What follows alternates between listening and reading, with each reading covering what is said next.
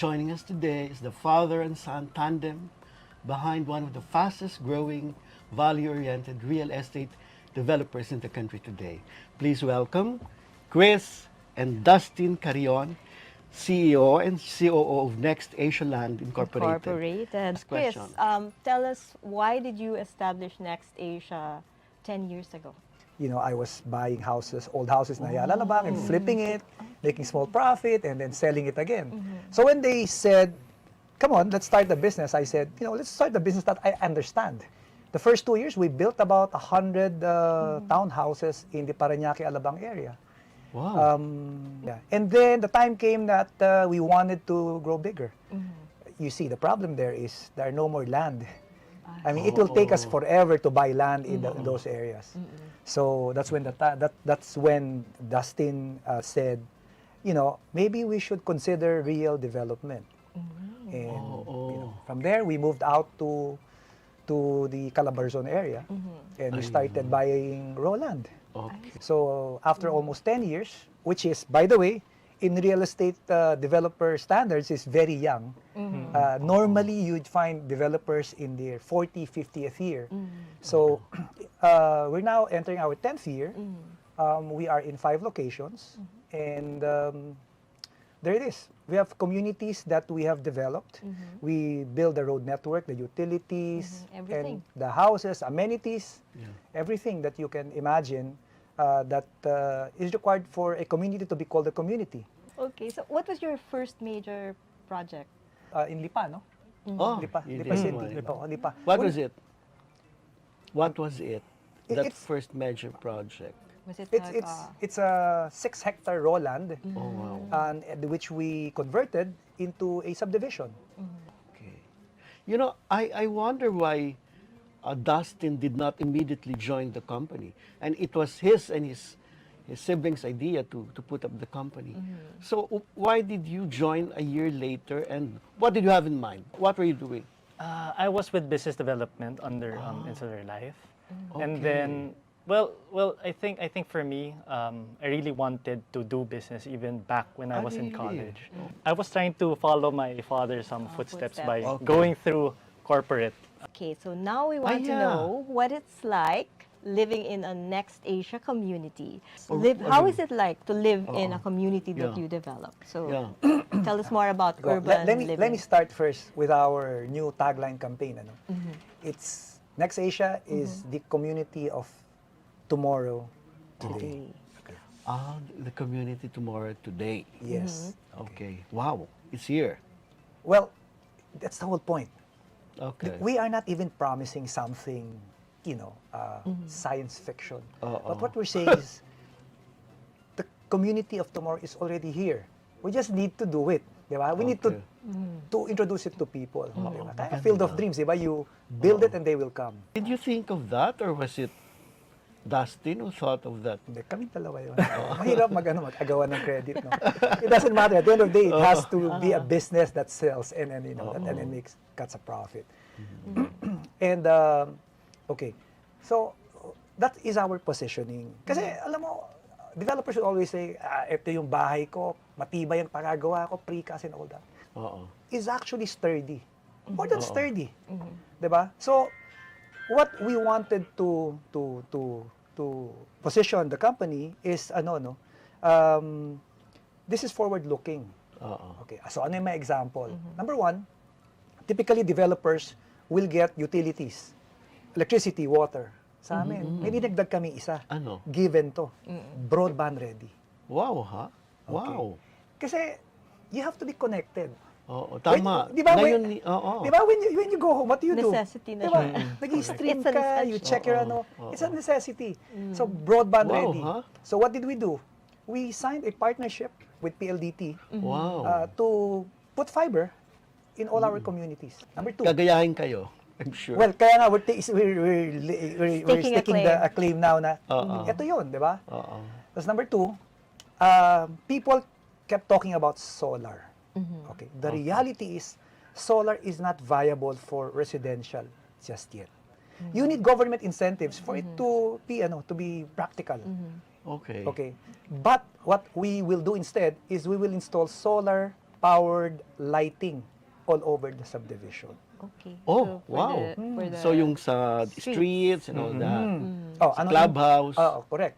We're working with the power distributors. We are setting aside provisions Okay. for EV charging. Ano yun? Electric vehicle Ah, charging. okay. Ah, wow. Okay, sasabihin, Oo. hindi naman pang-market ng Pilipino yan eh. Let me tell you a story. I traveled in Southeast Asia a couple of months ago. Okay. Thailand, 50% of cars are now EV. Okay. Thailand, Vietnam is about 40%. But they have a national car manufacturing brand, no? They're called VinFast. VinFast announced no more gas-powered Oh. vehicle to be manufactured. All EVs. Okay, so you talked about solar power, EVs, and Wi-Fi ready. So you think these are the qualities or the characteristics of a future ready Meron kaming idadagdag dyan. okay. Lifestyle naman. lifestyle? Okay. Sige. Meron kaming pet parks.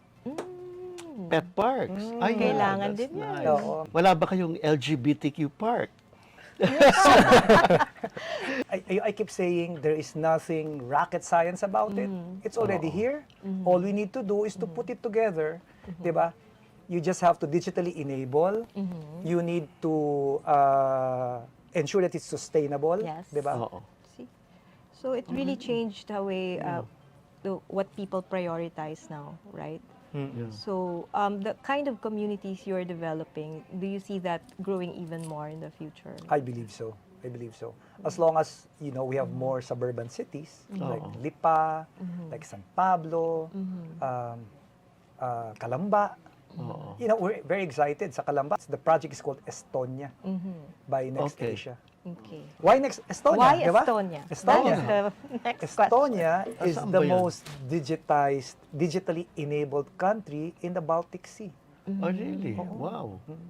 Ayun So that pala. says a lot about this upcoming project. Okay. What? Oh, Go you ahead. first. Yeah, no, go ahead. No, I just want to pursue yung kay Dustin.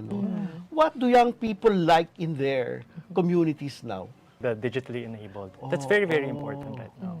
Kasi yun na yung a lot of the people, especially yung millennials, a lot already adapted during the pandemic. Ang dami nag-open na trabaho, such as virtual assistants. Paano ang recreation? Gusto niyo bang kumain? Gusto niyo ba maglaro? Would that be available in the subdivisions? Mga recreation? So our location is usually around 2-3 kilometers from the city center. So where very you accessible in find terms of yung everything. entertainment, It's not like, restaurants, shopping. You'll be So, close enough to all these.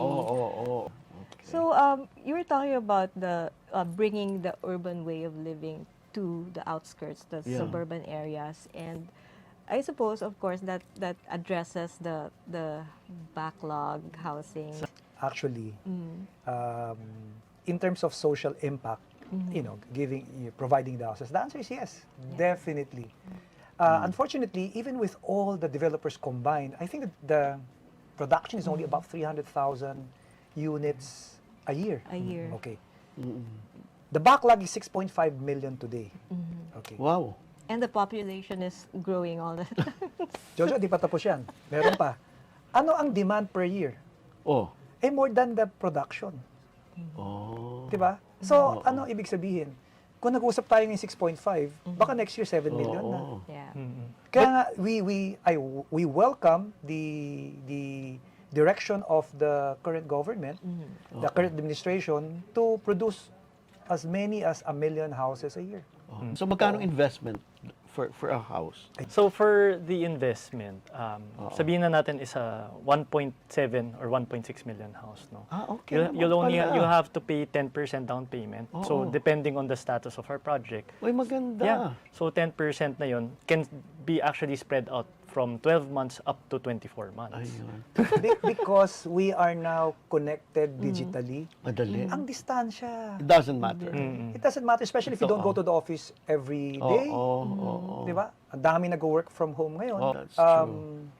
And of course, a large part of our business is coming from OFWs. So how many developments do you have now? We're selling in 5 locations. Wow. Okay. We hope to launch 3 or 4 more, Oh, probably 3 more next year, between now and next year. We'll launch 1 this year and 2 or 3 more next year. There are revenue Okay. targets that, that I set with him. Grabe, the company is really growing so Yeah. fast. Well, it's Diba? pretty good pace. Dustin, what did you learn from your father in that connection? How does it feel like working for a An top-notch achiever. or an achiever father? I think that's the thing, no? Parang when you have a father like Cris Carreon, you have to overachieve. I think yun yung naging pinaka problem ko. What about your social Oo. social responsibility pursuits? Are you members of civic groups or Um, organizations? Company. It's it's a unique CSR because we do not believe in feeding. Okay, syempre. So our CSR is business based, meaning we actually turn over a business. Oh, wow. What's the, well, like what business? Well, it started with a school project of my daughter. So Senior she did this food business, which Okay. made a lot of sense. So sabi ko, let's turn that into a Pwede. CSR, which we did. We choose a family to teach them everything. It's like a franchise agreement. Only that there's no cash out on their part. We fund everything. Uy, ang galing. So what's next for NextAsia? Oo. Like, what are you working on right now? That's Well, Big. first we need to build a brand. We need to grow the business. Okay. And then once we reach a certain scale, then we'll see from there. okay. I Tama see it really, really growing. Yeah. Diba, Jojo? Oo. But to us, what's important is the customer experience. Okay. Once you acquire or reserve a unit with us, we intend to make it an experience worth remembering. Okay. So from the time you buy the house until the time that you actually enter your house, we'd like you to remember that what you are experiencing is something that you actually deserve. Oh, Ang ganda ng yeah. philosophy. Okay.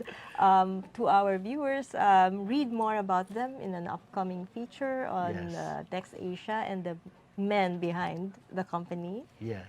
So, thank you very much for watching tonight. This afternoon. This is Dinah, Ventura, And this is Jojo Silvestre. and this has been Pairfect. Perfect.